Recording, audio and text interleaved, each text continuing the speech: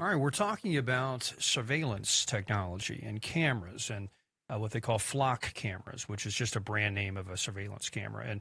It's a hot issue right now because we're trying to legislate that here in the state, and with the era of big data and AI, your location and your license plate and just your electronic signature, it's now part of some database somewhere that can be used to track you. And so that's we're at a point where you ever seen the movie Minority Report, where Tom Cruise is walking down the hallway and all of a sudden an ad pops up, says, "Hey Tom, we see you, and here's your new car you should buy."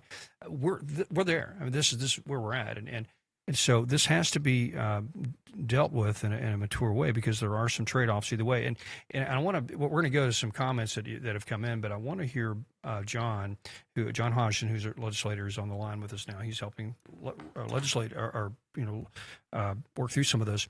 What is the spirit of what you're trying to do with this? Because there's a balance I think you're trying to strike, but what is the spirit of that? But before you answer that, Bob, go to your text real quick. And so. Yeah, we've had several to come in. Does the camera information apply to ICE or law enforcement, especially where groups of illegals are being harbored? That's one question that comes in. Yeah.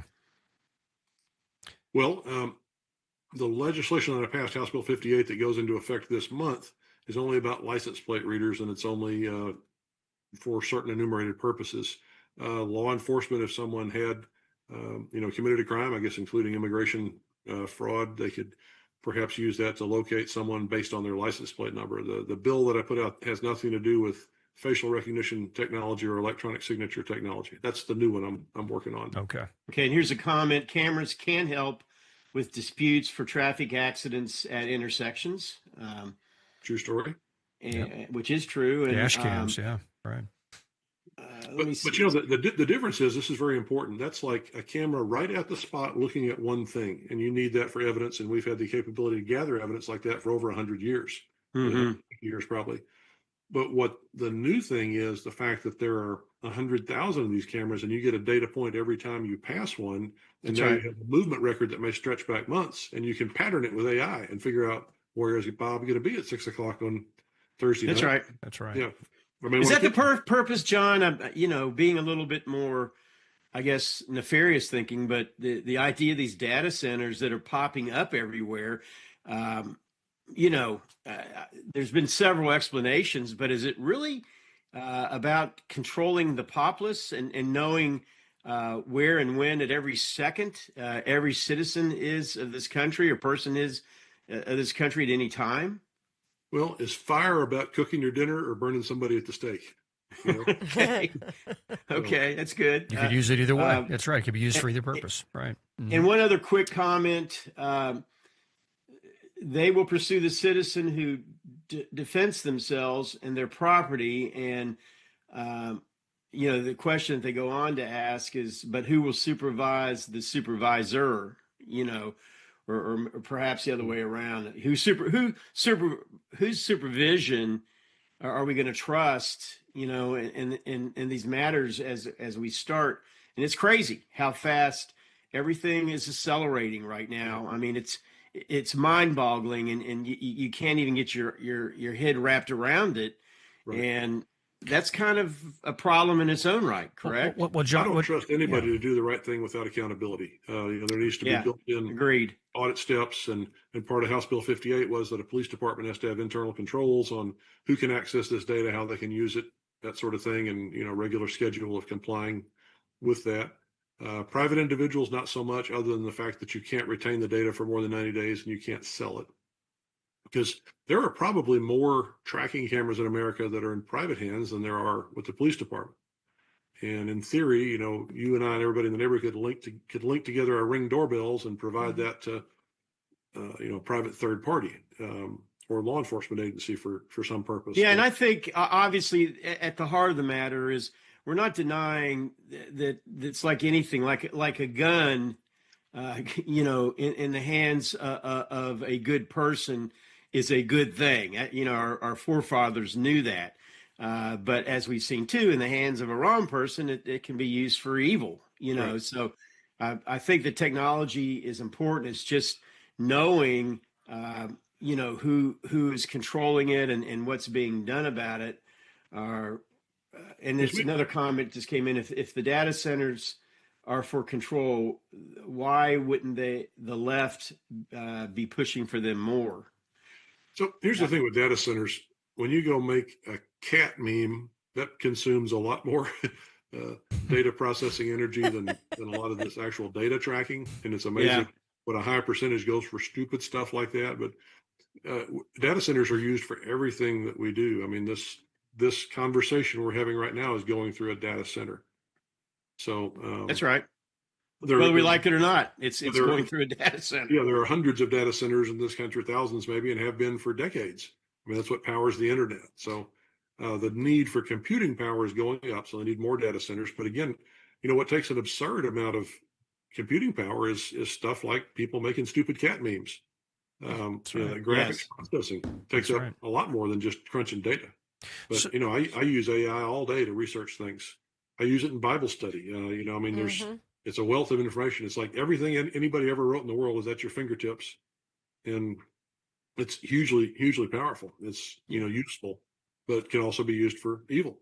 And China shows the way for us. They say, what can happen if you have an evil, godless government that wants to oppress their people? Boom. Well, That's you right. put cameras up on every corner, and you have a social credit score, and you tell people, you can't have a bank account or a job or get an apartment, if you've done certain things and lowered your social credit score.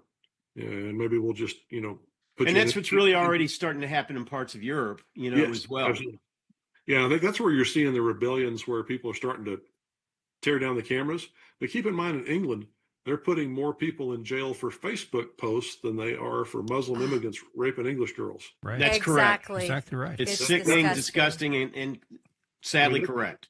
That's not just your government being weak. That's your government working against law-abiding people, protecting criminals, which is just obscene.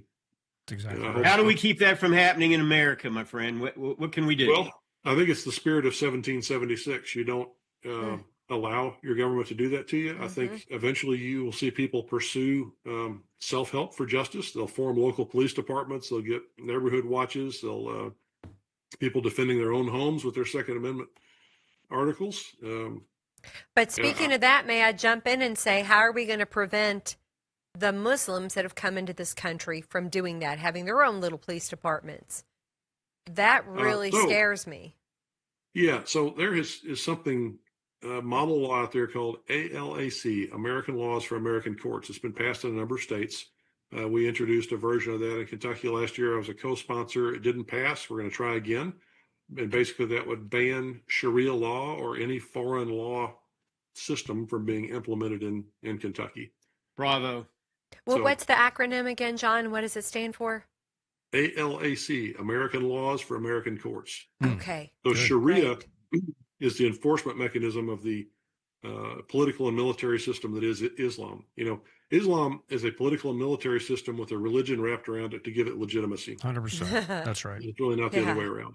100%. Muhammad used Islam to conquer the known world 1,400 years ago. Yes. And you know what? Muhammad applied the tactics back then, the exact same tactics that current Islam is trying to apply to the free world. Right.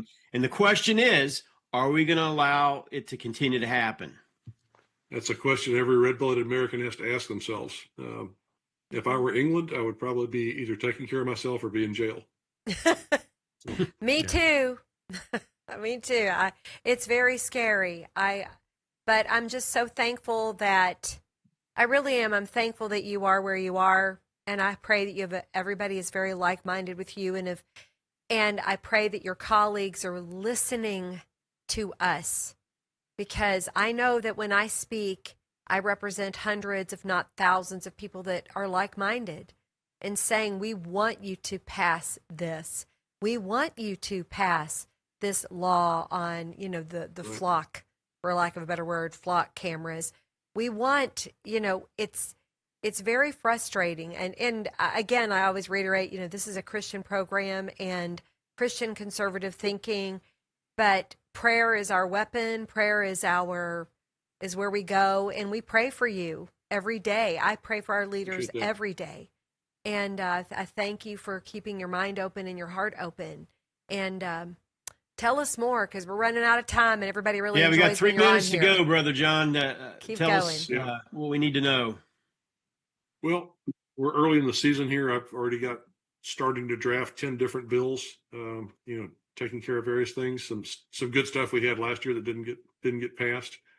This is legislative conference season. I've already been to one conference at Liberty University called the National Association of Christian Lawmakers.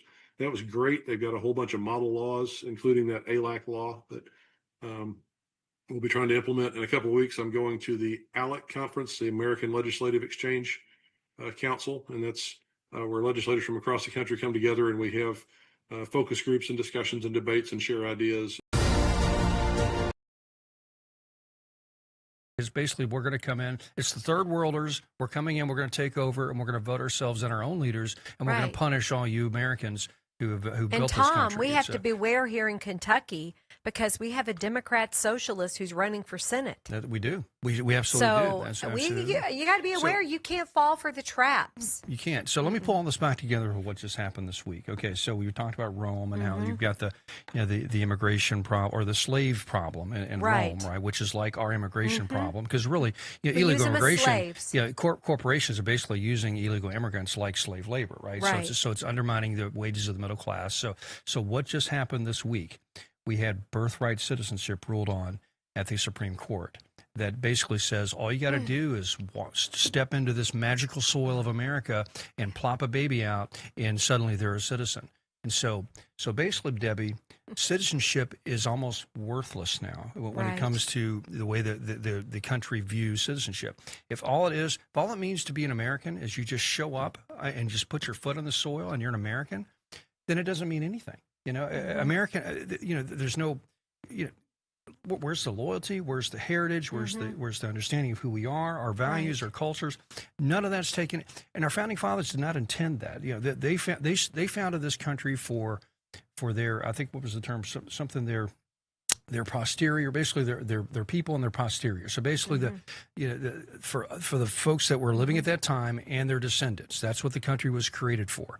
And of course the country didn't. We do invite immigrants in when it's convenient to us, Right. legal immigration, Right. and we can shut that off when it's Right. not convenient for us. So that's real. But Well- the country was founded for the people who founded it, and so Yes, it's not for right. the rest of the world. This isn't some charity for the world. This is Right. right. America is not a welfare system. And we're for the treating world. it like a charity, That's and we're right. all of us that are tax-paying citizens are paying for it, and it's absolutely wrong. And it was a very close decision, 5-4. I haven't read both sides of the argument, but I was very disappointed in Judge Roberts and Amy Coney Barrett for not seeing the forest for the trees. Who knows why they did that? I have no idea. But they've thrown it back into the laps of Congress. But again, getting an amendment. Thank you, Rand Paul, Senator Rand Paul, who has crafted an amendment for birthright citizenship to stop it. But Yep. it's going to take 38 states to ratify Yeah, it. if it's which gonna we go- know yeah, we'll that's have right. at least 27 Mhm. conservative states, but you're going to have to get 11 more Yeah. to agree to that. Goodness gracious, that'll be very difficult, but we can do it, people. But if we can't do that, other laws that can happen are stopping people, as Mark Wayne Mullen, he's our Homeland Security guy. Mm-hmm.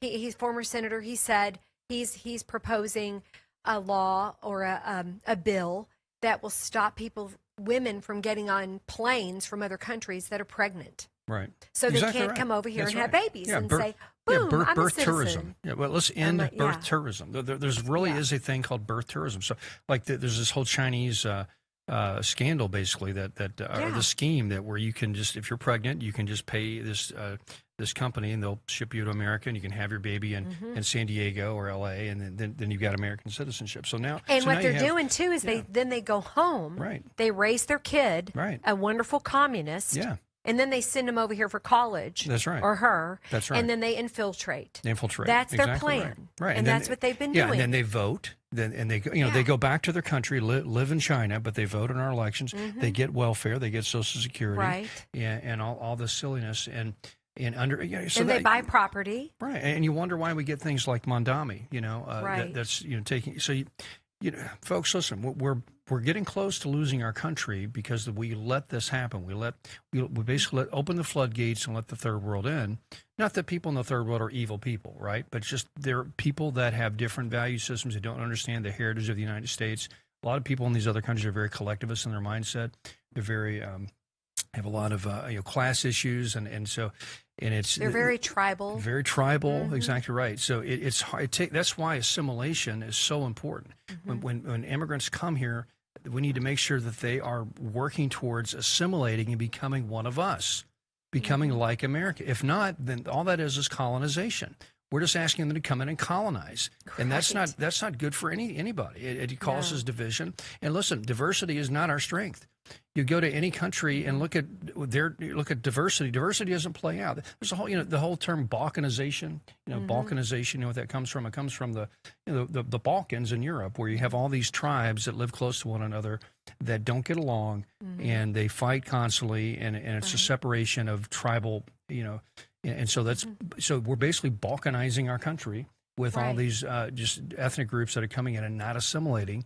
And yes, here in Louisville as well, right? Drive around Louisville, you'll notice it. It's getting kind of strange. And so it is. And not that you little, you're just somebody that's anti-immigrant and you're just racist. No, it's not that. It's like we want a society, a civilization, a community. We want to be able to feel like we have a connection with our neighbors, that people view the same world. I walk into a store and I see 15 burqas, and I'm like, do I really feel like I belong here?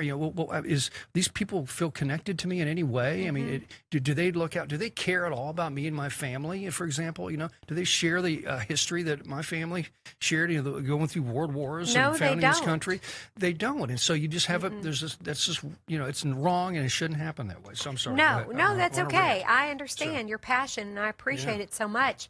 But again, I just want to anybody out there listening.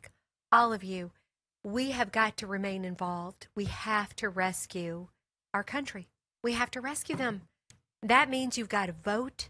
You've got to get engaged with the people that represent you locally, statewide. You need to absolutely demand in a good way, not a vicious way, but you've got to demand, because this is our country. It's we the people, that bills get passed that protect our rights, that protect our religious liberty, like getting rid of Sharia law, making sure it never takes root in this state. It is not compatible. And so many other things, but we have to win the midterm elections. That's right. Right. That's exactly right. Well, also, we've got 10 seconds left, so we want to hear your thoughts, 5710970. We're also going to talk about Mitch McConnell, a lot of rumors about his health right now. We're going to kind of unpack that and see where we're at with Mitch. And so we'll be right back here at Kentucky's Voice. But listen, happy July 4th. It's a great country. We're going to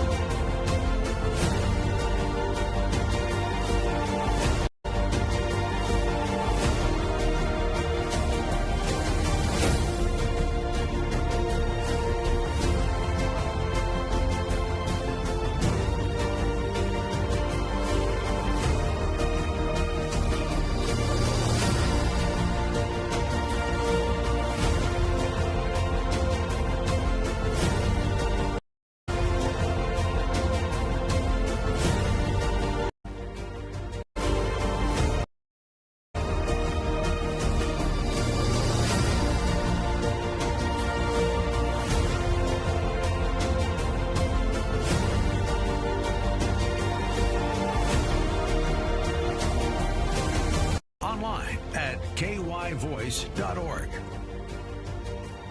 All right, welcome back to Kentucky's Voice. I'm your host today, Tom Fallbush, with Debbie Robbins. We're talking about July 4th in the country and 250 years and how, that's about the average lifespan of an empire throughout history, of a civilization. And someone sent, and we want to hear your text, 5710970, 5710970, of course, 502. And somebody made a point that England's still around, and they were around longer than 250 years. But the British Empire, which really started, say back in the 1750s or so, that's kind of gone. That doesn't exist much anymore. I think the early 20th century it fell apart, and so. But the good news is they did defeat their prime minister. He did resign. Yeah, it's true. That one recently, but I think their they're big problem is their mayor another, of London, who's the Muslim. That's right, exactly. Yeah, it was the same issue. They basically let their capital city become predominantly non-English. Right. It's like 60, 70% non-English now. It's just people that are foreign born, and so it's crazy. So England they got to figure some stuff out, and it's probably going to get messy. I think. Because politically, I don't think they have a system there that can really fix their problems, and that's America. Luckily, we've got a primary system. We've got states. We've got federalism. We've got some mechanisms to fix things. Over in Europe, when they have these parliamentary systems, it's very hard to get enough. For example, Reform had such a huge turnout in this last election, but they get like 3 seats in Parliament, right? Right. And so something about their system doesn't allow for sort of an insurgency idea to come in and really change things, and so where America, we can actually win a primary and win the general, and suddenly you've got a Rand Paul that's kind of a more libertarian, or suddenly you've got a Bernie Sanders is practically a communist, Right. So you can get these people that are on the fringes actually with some power and can start making some changes. We can get a Donald Trump. Imagine a Donald Trump ever being elected in England. It's now they're about to. They're about to with if they did. But but we also we have our issues. Yeah. The Save America Act needs to be passed, which we have 4 holdout Republican senators, including our very own Mitch McConnell, who at this moment is in a hospital bed somewhere in Bethesda, Maryland. He sure is. We had a text earlier. A lot of people have been asking us. Did you say people are asking about that? People are asking about Mitch McConnell, so we're going to play a story here from Spectrum News that explains what's been going on. But I got a couple more. I have to read this because this is a good one. They were talking about Justice Barrett, who was one of the swing votes to vote against the birthright citizenship, and so, or for it, I guess, for it. And they said Justice Barrett claims her vote was personal due to her Haitian children that she adopted.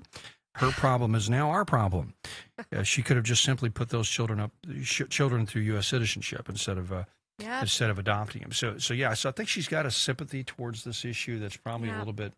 It's skewed. Skews her opinion here, and that's so now we've got a problem. She's not thinking of our nation. I hate to say it. It's very selfish. Exactly right. And I'm sorry, but it's very selfish, Justice Barrett. That's right. So, but we're going to fix it. At least in America, we've got a can-do spirit. We can fix this stuff. We can renew ourselves, and we're going to do it. Mayor, I can. That's right. Here we go. Mitch McConnell. Let's talk about renewing. Maybe we need some renewal here. So. Senator Mitch McConnell, seen here at the U.S. Capitol on June 11th, was hospitalized 3 days later on June 14th. A spokesperson said in a statement that the 84-year-old senator was, quote, receiving excellent care. The next day, a spokesperson said in a statement, quote, Senator McConnell is fully engaged with staff on Senate business and Kentucky matters and is very appreciative of the outstanding care he is receiving. Since then, McConnell's office has provided few details on his condition. The last update was more than a week ago in a June 22nd statement from a spokesperson which said, quote, Senator McConnell is still working closely with staff on Senate business and Kentucky matters as he continues his recovery. However, he will not be voting this week. McConnell's staff has not provided more information in response to questions about why he was admitted, where he is hospitalized, or if he remains there. McConnell announced last year that he won't seek another term and will leave office in January. An election for his seat is set for November. In 2024, after McConnell suffered a series of health scares, Kentucky's Republican-led legislature passed a law over Democratic Governor Andy Beshear's veto, stripping the governor of the ability to appoint an interim senator. Under the new law, vacancies can only be filled through a special election. Beshear argued the move was politically motivated. The bill's sponsor said the legislation had nothing to do with McConnell's health. McConnell, who survived polio as a child, fell in 2023 and took several weeks to recover, and there were concerns about his health when he appeared to freeze up in 2 public appearances. He fell again and sprained his wrist in 2024, and this past February he checked himself into a local hospital because he had flu-like symptoms. In Washington, Aaron Kelly, Spectrum News. Well, there we go. So it's not surprising, Debbie. I mean, if you watch McConnell, you can see age taking its toll. And so I've been around him at several events in the past few years, and sadly have watched the decline. It's very sad. Yeah. But I'm going to give him credit for pushing through this law because it really does benefit both sides. So if you've got a Democrat holding that office, and let's say they need to resign or they die during their term, then they have to be replaced by a Democrat. And I think that's only fair, that if he is serving a term as a Republican and something happens, he has to resign, or, God forbid he passes away, a Republican gets to stay there at least until the next term. But I think what I'm hoping for now is if they can replace him, I think he needs to resign. I just think he needs to resign for the good of the country. I think so. He probably should right now, to be honest, because people they need at least a functional person in the office, just representing the state. And so it's usually when this sort of thing happens, their staff ends up running their office, and so you basically have McConnell's staff probably running the senator's office. And so, which may be fine people, but we didn't elect that staff. We elected McConnell. So, here's how this would work. And of course, this story alluded to it. The seat would become vacant. The governor does not appoint a replacement. Special election is called. But I think what happens is the General Assembly, that's right, prior to the governor had limited appointment authority and had to choose from a list provided by the departing senator's political party. However, Kentucky General Assembly had passed and overrode Governor Beshear's veto legislation limiting the appointment process. So basically, I think the party sends up 3 names, the Kentucky Republican Party, and then the governor chooses one of those. Is that what it says? I think so. I believe so. Let me read it. Okay, the governor does not appoint. Okay, prior to the 2024 law change, the governor had limited appointment authority and had to choose from a list provided by a departing senator's political party. However, now the Kentucky General Assembly passed and overrode Governor Beshear's veto of a legislation eliminating that appointment process. A special election is called. Under current Kentucky law, the governor must call a special election to fill the vacancy. The voters, not the governor, chooses the replacement. The winner receives the remainder of the. So we did basically have an election, and so just a special election. So, but it's not to be the same party.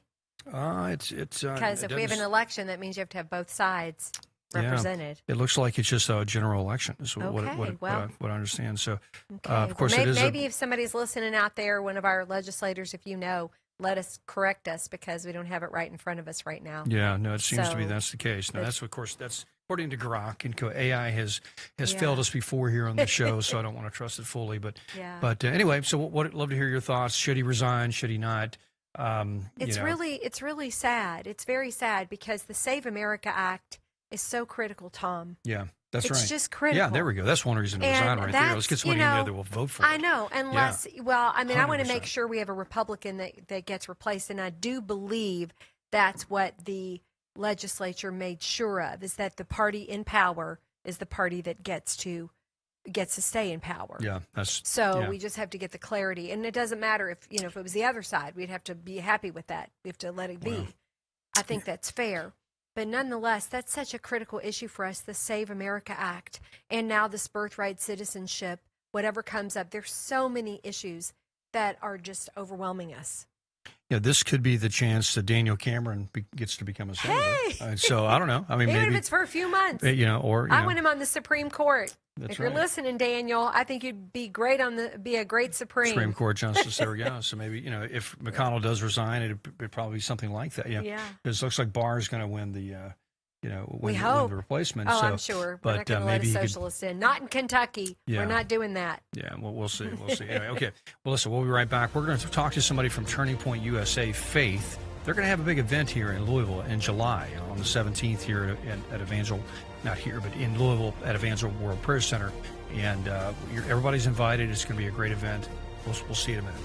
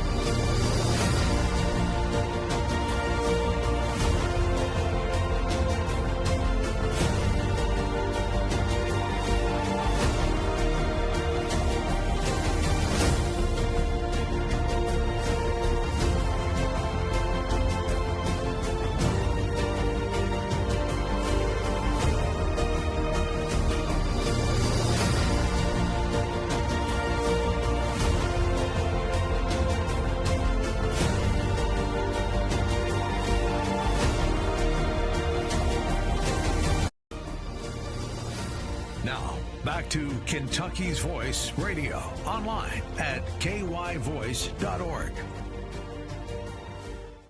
Okay, welcome back to Kentucky's Voice. We're talking about the birthright citizenship issue, which, honestly, I kind of feel like if we don't get that resolved, what does it really mean to be an American anyway? It's like, it seems like citizenship is sort of worthless if you can just give it away to somebody that just happens to be here.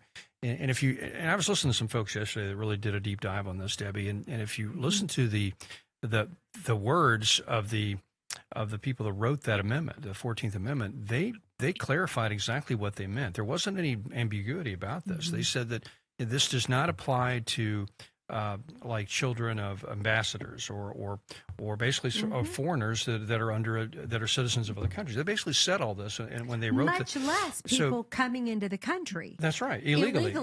Exactly right. Exactly I mean, right. hello. Yeah. So there was no ambiguity there on what the intent was with that amendment, and so why they. Other than just there's now precedent, and we've allowed it for this long, so we need it, and we got to be nice to foreigners, and that's the only reason I can think of why they did this, because legally there's nothing that justifies it. So no, and if you've ever traveled out of the country, and I know you have, and I know I have, I've been so blessed to get to do that. You don't get treated like a queen or a king when you're an American. Yeah, those people are dead serious about their citizenship. Absolutely. 100%. And you want to be on the up and up when you're traveling in another country, because you just may not get home. That's right. Yeah, exactly right. I mean it. Seriously, it's a risk to get out of the country. Okay, so we do have our guest with us. Yay. So Michael, are you with us here? Yes, sir. Can you hear me? Great, sure can. I don't think. Yeah, okay. I think the video's out, but okay, Michael, you're with TPUSA Faith, and I think we're gonna get your video up here in a second. But hey, Michael. Hello. Hi. And so, tell us. So you have an event coming up in Evangel World Prayer Center here on the 17th, and first of all, tell us what TPUSA Faith is. And so, because there he is. Yeah, there he is. So we know what TPUSA is. I mean, if you've followed politics at all, Charlie Kirk and the TPUSA and all the great work they've done. What is TPUSA Faith? Well, TPUSA Faith is it's dedicated to empowering Christians to put their faith into action by defending your God-given rights, and to articulate the connection between faith and freedom. Right. Yeah, well said. Yeah, because at the end of the day, if you don't have I think somebody said this. One of the founding fathers said this. If you don't have a religious country, you cannot have a free country, right? Because people have to self-govern. They have to be good. You have to be righteous people. You have to be moral people, and morality comes from a religious worldview. That believes that there's a right and wrong outside of our opinion. And so if you don't have a religious country that is self-governing, then you can't have freedom. And I think Charlie was so insightful to pivot to this, and because without faith, really, we can't have America as we know it. Well, I mean, we are one of the very few countries that has a constitution that has survived. I think the average country with a constitution, their constitution lasts on average about 13 years. But if you remember that our country was founded on religious beliefs and the ability to self-govern yourself based upon religious beliefs, our country is the only country that their constitution has survived nearly 250 years. Yep, exactly right. So there's a reason for our success, and our success is 100% because of our religious freedoms and being able to self-govern. That's right. Our religious heritage that's allowed us to pivot and renew ourselves and fix the major moral problems that we've had in this country that would typically derail another country. For example, the Civil War. The reason we sort of got rid of slavery was the abolitionist movement, which is basically a evangelical Christian movement that said this is immoral. We need to get rid of it. Now, unfortunately, it turned into a huge civil war. I guess there could have been other ways to deal with it, but still, that instinct of we need to correct this problem was a Christian instinct. Same with the civil rights movement. Same with just lots of issues that have we've corrected in our society. And so, I'm super stoked about this event. Yeah. Tell me about. I want to know all about it. Tell us what's about going on this. here? Yeah, in Louisville with TPUSA Faith. Well, TPUSA Faith, we've got, for example, Riley Gaines is going to be one of our speakers. And Awesome. Riley Gaines, of course, has been she's been pivotal in lobbying for and testifying for not having biologically born men competing in women's sports. Now, she, of course, was a highly successful swimmer at the University of Kentucky. And it was her competition against the biological male at the national competition that led to a lot of the debates that have gone forward in the last several years about biological men competing in women's sports. Well, the Supreme Court just ruled on that this week, right? So we just had a win in the Supreme Court that you cannot. What was the ruling? Basically, you can't force men and women's sports. Basically, Right. Well, I'm not sure the exact states details of have that the case. right to stop it. That's right. There we go. States have the right. So there we go. just hope that now those more liberal states, the people there are going to have to really fight against their legislatures there to make sure that women are protected, which is ridiculous. That's right. They should be able to, but at least the Supreme Court decision is on their side That's now. right. So basically saying it's not a violation of civil rights to have a law that prevents men from participating in women's sports. So that's exactly that's great. Well, who else is coming? Who else? Well, the basis, John Amanchukwu is a pastor who really advocates for the rights of the unborn. So it's another hot topic button in today's spiritual fight that we're in which he is a strong advocate for the unborn.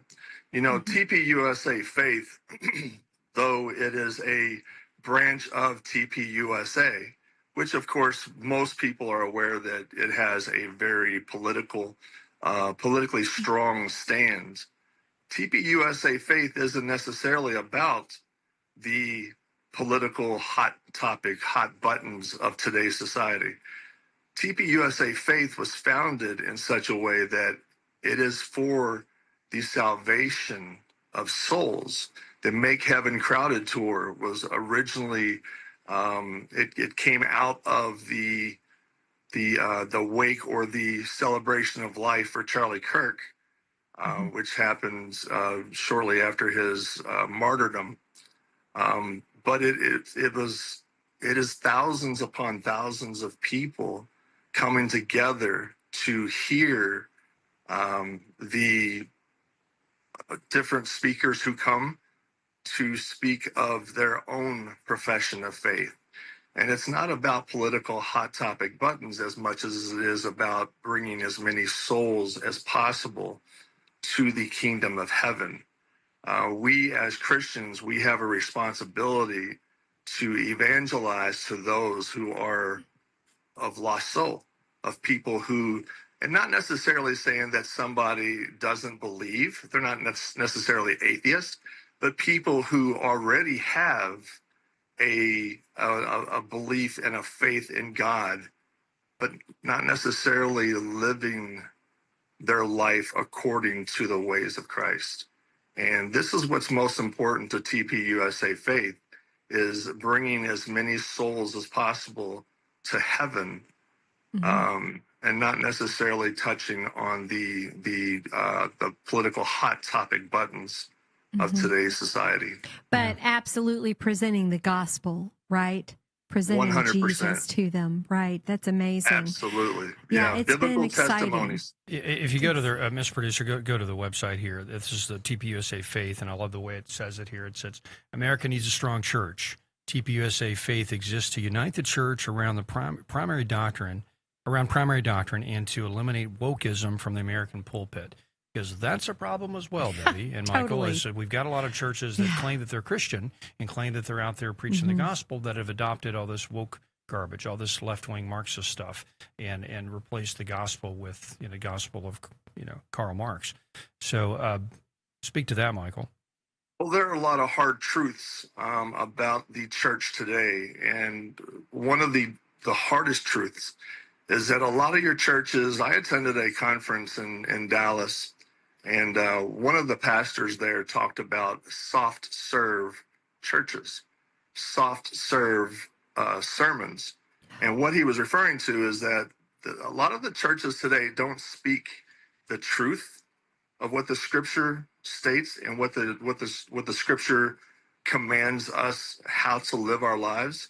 And there are a lot of churches out there today that just simply want you to be a butt in the seats, per se. They want to amplify their numbers of the people who come to their church, and they don't necessarily teach the scripture. They don't necessarily teach the hard truths about the scripture and what the scripture says about how we are to live our lives.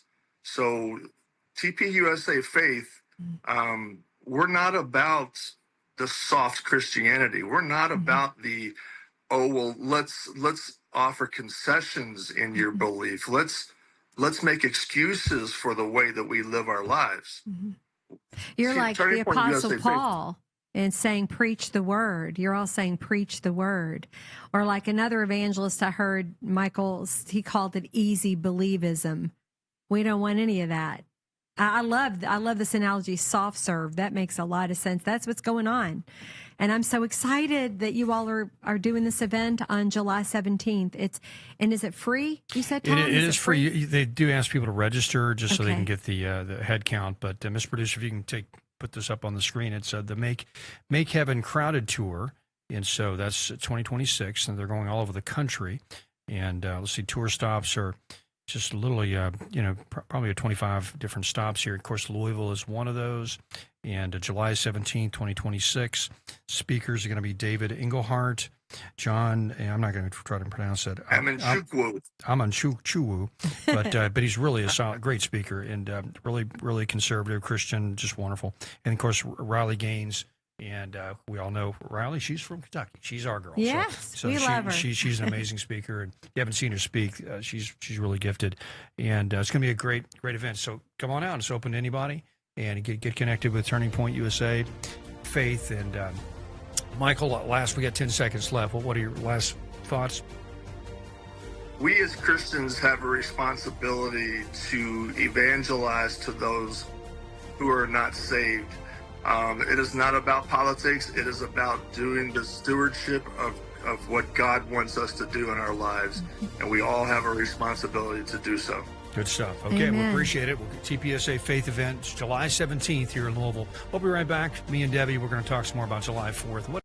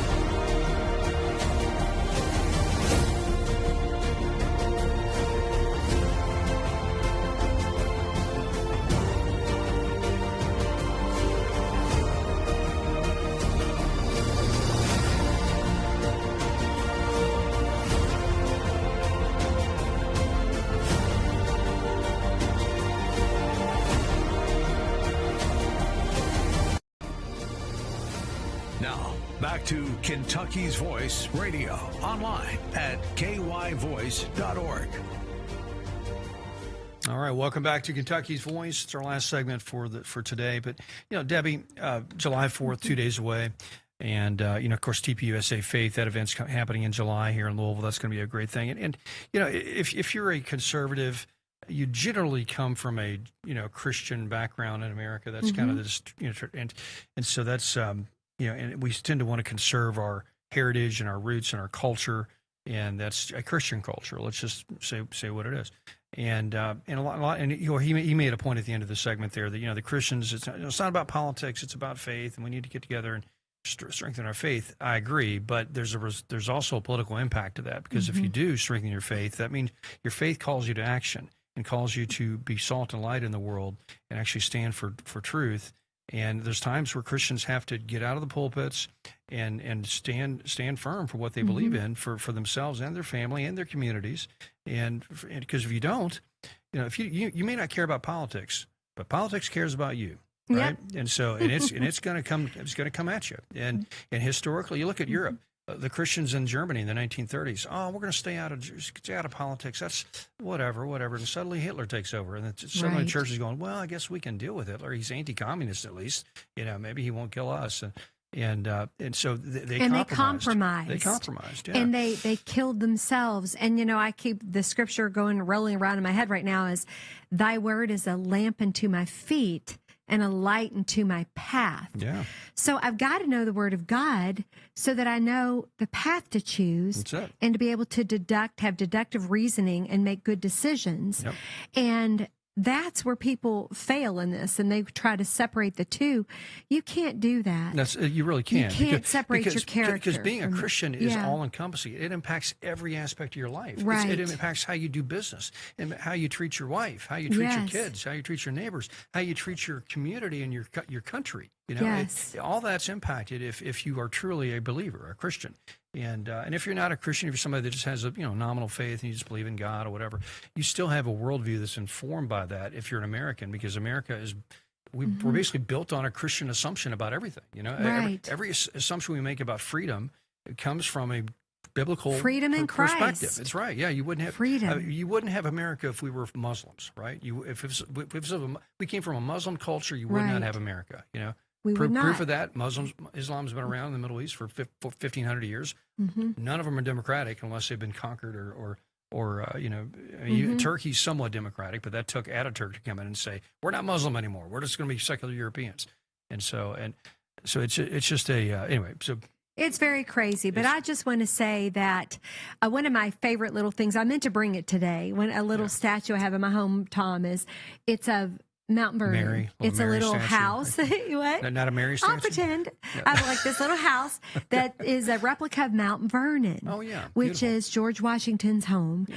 And I remember taking it to a marriage retreat many years ago because they said to bring something to the retreat that represents your marriage. Okay. But I want to say too, it represents my faith because that little replica is foundation.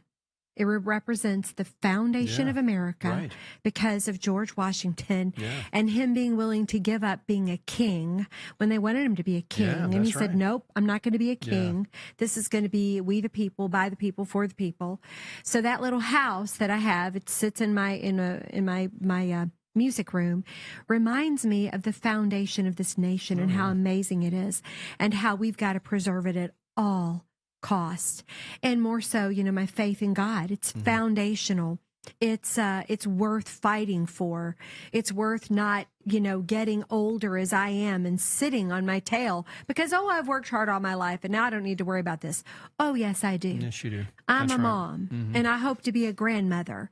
And I know you're an uncle and you have, we have people that we love. We love We got to pass this country nation. down to somebody. Yes. And it's, I don't want to be ashamed of what I've passed down to them. Yes. You know what I'm saying? I want to be able to say, I have what you now have what I've been given. I've been given this great country. I've been able to, I want you to have that same same privilege. So glad you brought up Washington and Mount Vernon and all that. There's first of all, he's the indispensable man. He really is the founding father. I mean, he's And he somebody was that- protected by God. Even Absolutely. the Indians that wrote the stories about how they tried to kill him. Right. And they said angels had to have saved they you. stopped because shooting at him. We It's- shot you many times, That's they right. said. That's right. So we tried to kill you. And Yeah. bullets kept missing you. So there's a movie coming out, Young Washington. going. Are you going? Yeah, it's Yay. actually tomorrow. I'm actually I'm going to try to go see it tomorrow myself. But if you haven't heard about it, it's a movie about Washington and his early life and Angel Studios. Angel Studios made it, and I'm really excited about it. It's a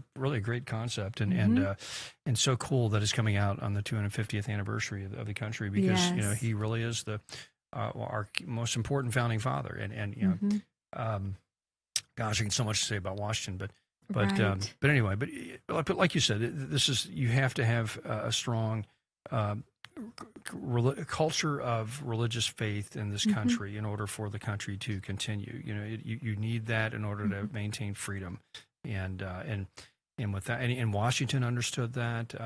One of the first things he did when he got his army together, we're just going to stop and we're going to pray. We're going to Right. pray, and the reason why that was so important to that generation is they just went through a huge religious revival.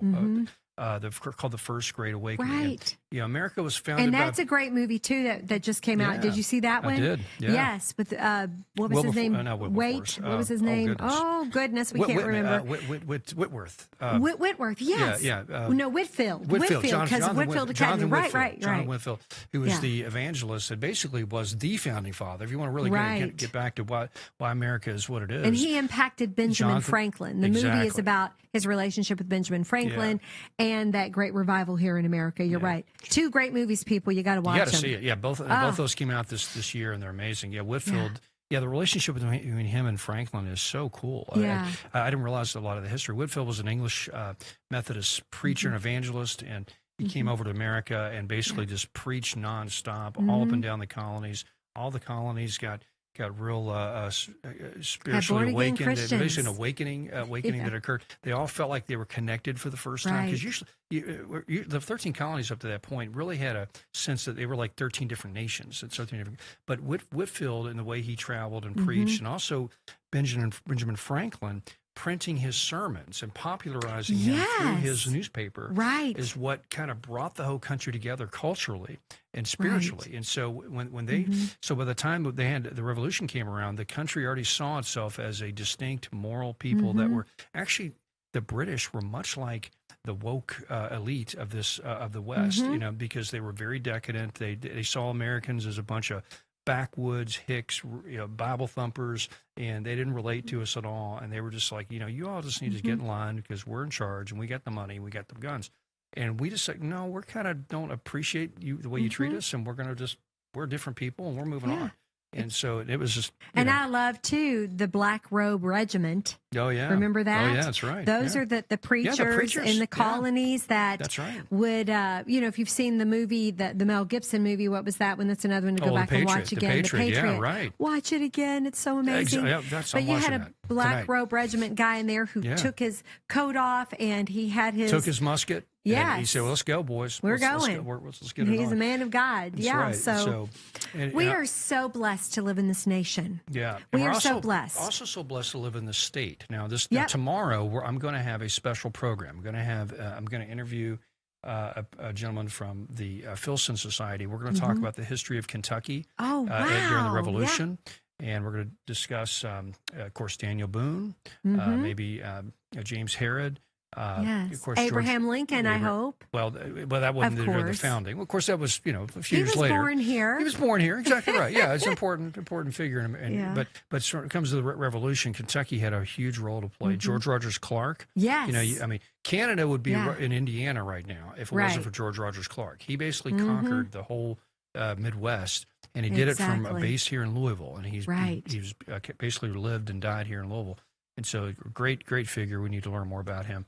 But we're going to do that tomorrow. So, and just the story of the Kentucky settling, and just how Boone and Herod and all these pioneers came in and basically came into. Let me just say it. It was basically an open, empty territory. Kentucky was mostly empty, and there were hardly any Indians living here. Most of the Indians that would abide here came either from the South, like from the Cherokees that would come in and hunt, or the Shawnee that would come in and hunt.